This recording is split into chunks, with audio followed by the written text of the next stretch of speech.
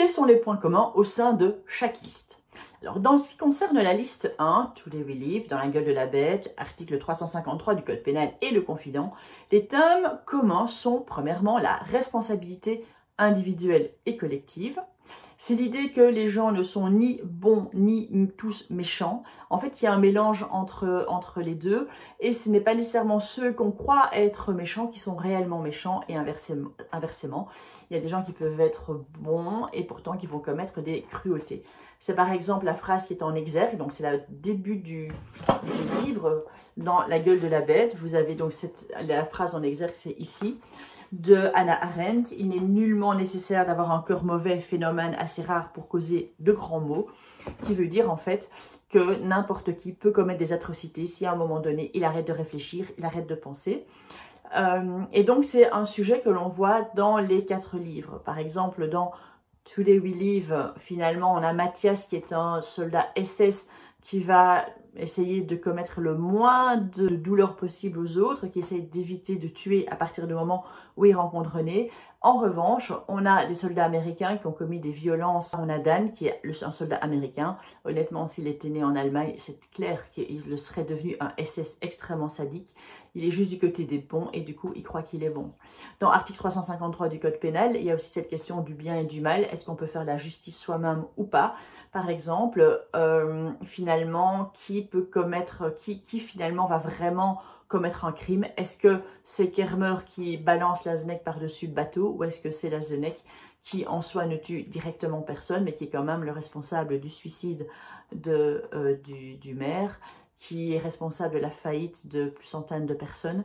Et donc dans les 4 livres, on retrouve cette question de finalement c'est qui les bons, c'est qui les mauvais, et cette responsabilité individuelle de je dois prendre ma responsabilité par rapport à la situation, ou je décide de ne pas la prendre, évidemment. Il y a toute cette question-là.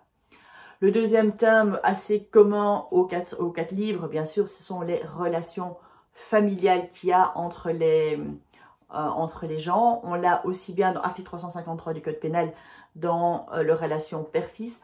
On l'a dans La gueule de la bête avec ces familles juives qui sont éclatées. Et à un moment donné, Anna qui se demande à la petite fille, mais finalement, c'est qui ma maman? C'est quoi une maman? Parce qu'en fait, elle n'a presque pas connu sa vraie maman, comme elle est dans un orphelinat, cachée puisqu'elle est juive. Dans Today We Live, c'est également tout le problème relationnel avec, par rapport à René qui ne connaît pas ses parents, elle n'a plus de souvenirs, et finalement qui s'attache à Matthias. Et donc, c'est quoi cette relation de parenté, entre autres? Et c'est la même chose, bien sûr, dans le confident entre la mère et la fille par rapport à cette histoire. Dans la liste 2, La balade de Lilaka, dans La gueule de la bête, Luz ou le temps sauvage et le 4e soupirail. En fait, le point commun, c'est bien sûr que ces livres se passent dans des dictatures, ou en tout cas dans des sociétés où il n'y a plus de liberté, puisqu'on a dans La gueule de la bête qui se passe pendant la 2e guerre mondiale, et donc forcément il n'y a pas de liberté. Le 4e soupirail et Luz ou le temps sauvage se passent dans les moments de dictature en Amérique du Sud. Et La balade de Lilaka, c'est une dystopie, donc c'est une histoire qui se passe dans une société futuriste où il n'y a également aucune liberté. Et donc, plus le droit de penser par soi-même. C'est vraiment cette lutte contre une dictature, contre une société qui est dictatoriale, où l'individu est complètement écrasé. Et donc la question sera de savoir comment tous ces gens vont réagir face à cette dictature, face à ce totalitarisme et face à l'intolérance. Et de nouveau, là, un peu comme dans la liste 1, ce sera toute cette responsabilité individuelle. Est-ce que je choisis d'agir? Est-ce que je vais collaborer? Est-ce que je vais plutôt me cacher? Ce sont en général les réactions les plus fréquentes dans une situation pareille.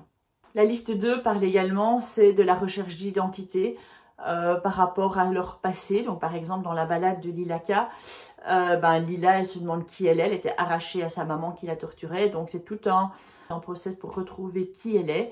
Dans Luz ou le temps sauvage, Luz essaye également de retrouver son passé. Et idem dans La gueule de la bête, par exemple, où les Juifs, on efface tout leur passé.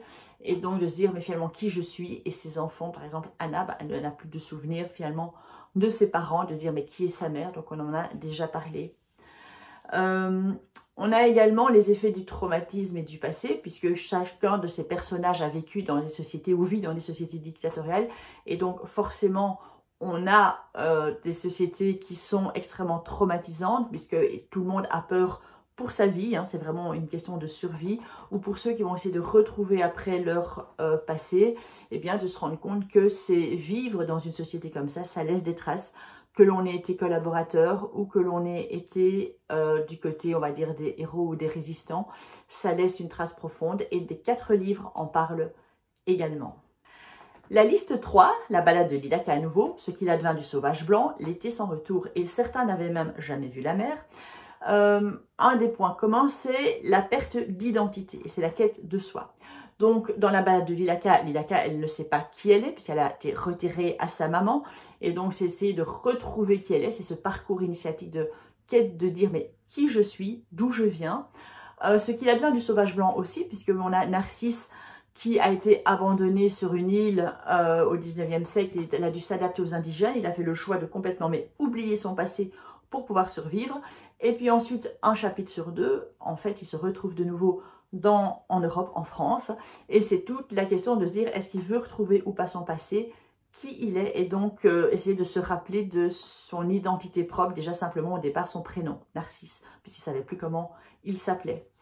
Dans certains n'avaient jamais vu la mer, et c'est la même chose, puisque nous avons des femmes japonaises qui vont aller travailler en Amérique et être mariées d'une certaine manière à des Américains.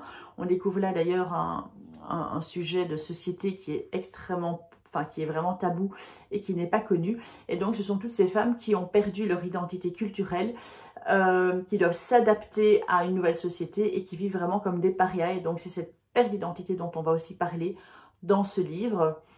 Quant à l'été sans retour, et cette recherche d'identité avec cette jeune fille qui disparaît, et du coup finalement on est de nouveau dans cette essayer de savoir cette famille qui elle est, et donc si on parle de qui est cette famille, on est bien sûr aussi dans l'identité. On parle également en fait de déplacement et d'aliénation. Alors aliénation, ça veut dire que l'on va se transformer, hein, c'est un peu avec cette perte d'identité, c'est en fait on devient quelqu'un d'autre. Dans la balade de Lilaka, Lila est transportée vraiment dans un autre environnement qu'elle ne connaissait pas.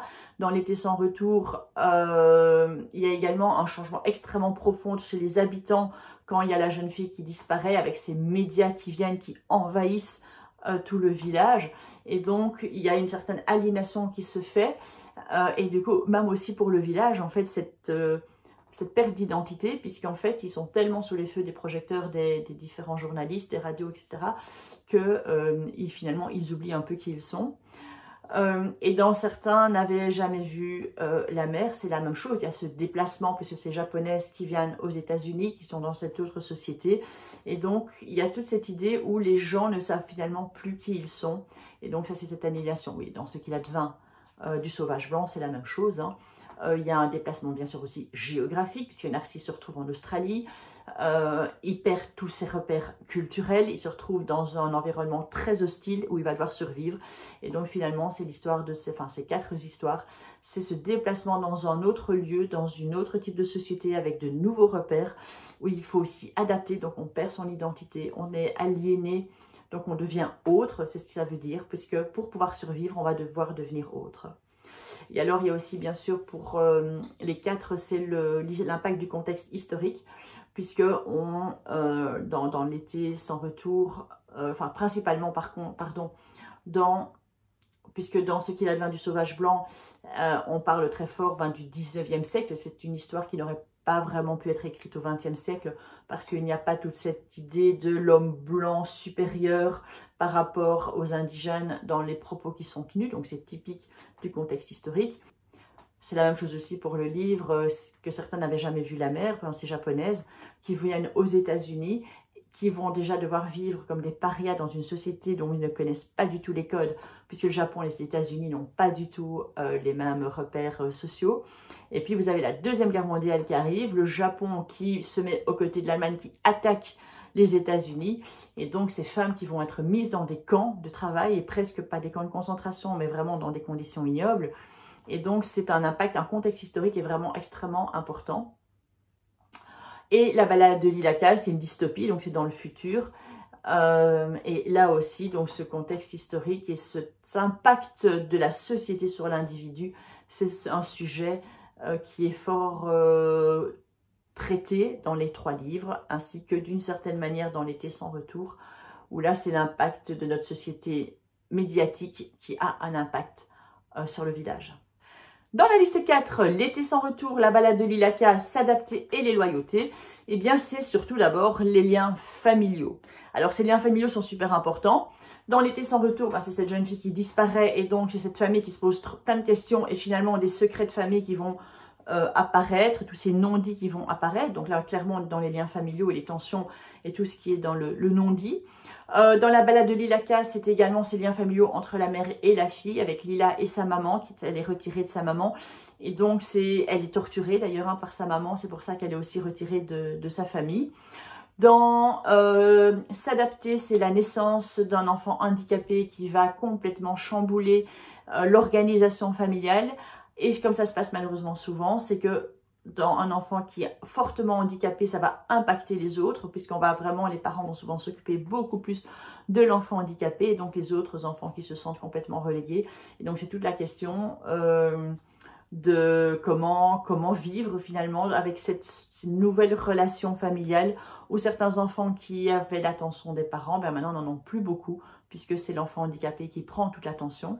Et puis dans les loyautés, c'est une famille dysfonctionnante avec un père qui est brutal et avec aussi une enseignante qui elle-même est confrontée dans sa vie familiale, privée, à de la violence. Les enfants qui sont également dans ce contexte-là. Donc clairement, là, c'est les liens familiaux qui déconnent très clairement. Dans ces 4 livres, on aborde des thèmes tels que la violence familiale, la violence domestique.